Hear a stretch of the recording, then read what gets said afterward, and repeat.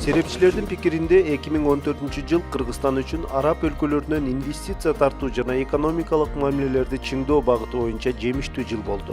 Жыл башында эң алгачкы эл аралык делегациялардын катарын Сауд Аравиясынан келген шериктештер толуктады. Эки тараптуу сүйлөшүүлөрдүн алкагында кыргыз тарап араб өлкөлөрүнө малдын этин экспорттоо боюнча макулдашууга жетишти.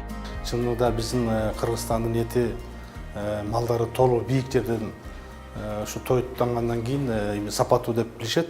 Алар биздин этти алганга даяр. Ушу биздин ветеринардык жана фитосанитардык мамлекеттик инспекция эттерди сапаттуу эттерди өткөрүп бергенге даярбыз. Айыл чарба министринин маалыматы боюнча Сауд Аравиясы Кыргызстандан жылына 1 миллион кой импорттоого үмүт артууда. Учурда ата мекендик фермерлердин өндүрүмү 1 миллион эмес, 6-7 миллион кой экспорттоого мүмкүнчүлүгү бар. Мусулман өлкөлөр менен болгон инвестициялык мамилелер Сауд Аравиясы менен эле чектелбестен мал багытында Катар мамлекети да өз активдүүлүгүн көрсөтүүдө. Кыргызстандын айыл чарба министри Таалайбек Айдаралиевдин айтымында, Катар өлкөсү биздин мамлекеттен 100 миллион АКШ долларга тирилөө кочкорлорду сатып алууга ниети бар экенин билдирди. Эгер ошо 100 миллионду менен алабыз, ошонун 1 миллиону, 2 миллиону жанагыдай передвижной ветеринарный лаборатория кургула деп, тирүү малдыкын баягы канынан эле ажырат да, канынан анализ алып, баягы экспресс методуңар болсо ошол жакшы болот эле. Биз анда терминалдарды корот элек, накопитель деп. Нарында, Ошто, Ысык көлдө, Чүйдө ар жерге коюп туруп, баягы канын алып эле таза болсо бир накопительге, таза эмес болсо башкасына лечениеге жөнөтүп, отбор жасайт элек да, анан ошолордун баягы даяр болгон тазаларын Бишкекке алып келип туруп, бул жерден дагы бир жолу анализ алып, анан уже самолет менен жөнөтүп бермекчи. Алар самолет менен тирүү салмакты алып кетебиз деген сөз болгон. Учурда бул багыт боюнча Айыл чарба министрлиги, ветеринардык жана фитосанитардык коопсуздук боюнча мамлекеттик инспекция кызуу иш-аракеттерди жүргүзүп жатат. Маселе логистикалык борбор жана эттин сапатын текшерүүчү лабораторияда турат.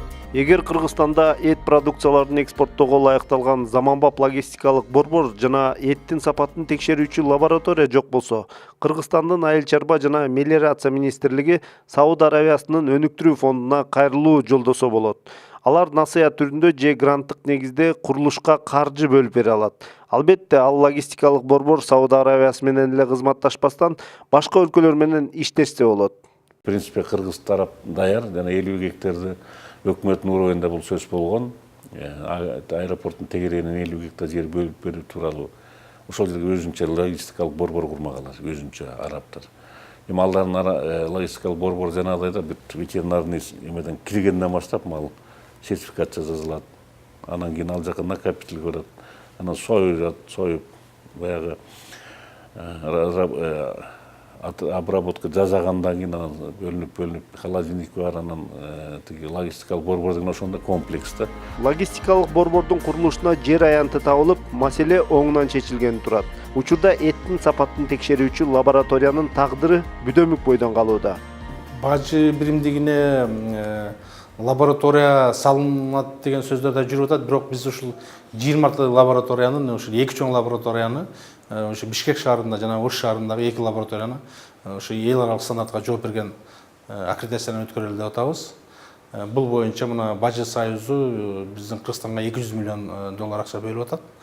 Биздин бүгүнкү күндө аккредитацияга ошо 1,5 миллион доллар керек болот. Өлкөдөгү саясий стабилдүүлүк мамлекеттик деңгээлдеги чет элдик инвесторлорду тартууда чоң өбөлгө болду.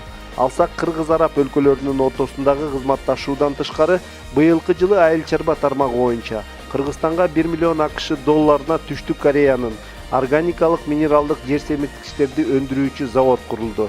Кыргыз-Кытай биргелешкен трактор чогултуучу заводдун курулушу боюнча сүйлөшүүлөр ийгиликтүү аяктады. Булар өз кезегинде өлкөнүн экономикасын көтөрүүдө чоң түрткү болмокчу.